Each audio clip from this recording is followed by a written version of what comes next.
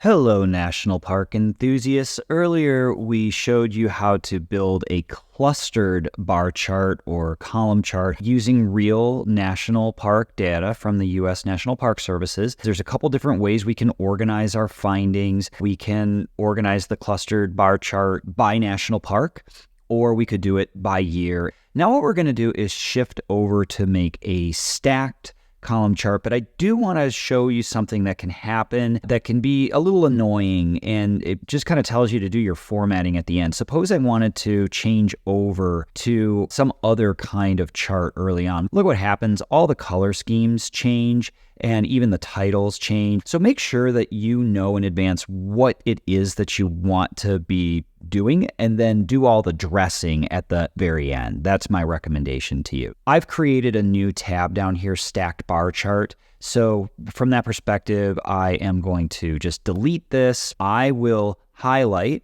my values that I want to be part of my chart, my graphic.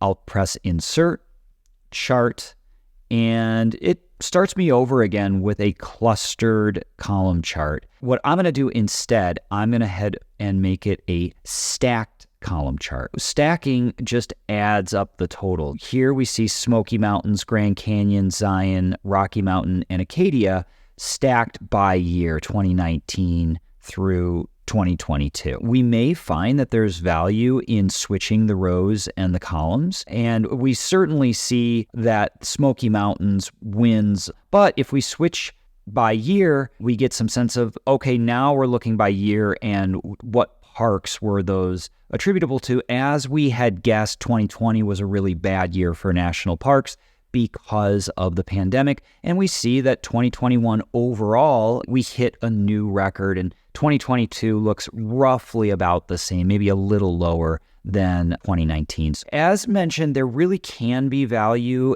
gleaned from switching your rows and columns around and just taking the perspective that you want. You can head on in, you can just double click up here and start, it'll take you right over to customize chart and axis titles, and we can change this around. Top 5 U.S. national parks visited, ranked by year 2022. This is the mighty stacked bar chart, and it does provide its own set of perspective when compared against a clustered bar chart like we see over here. There's one other feature that I want to draw your attention to, and it kind of dovetails nicely with what I had mentioned just a bit ago, was wow, it looks as though Smoky Mountains might have just as many visits as all the other parks combined. In other words, more than 50% of all the visits to all the parks almost look like they could be to the Smoky Mountains. We can actually test this out. Let's do that. What we're going to do is just kind of create a different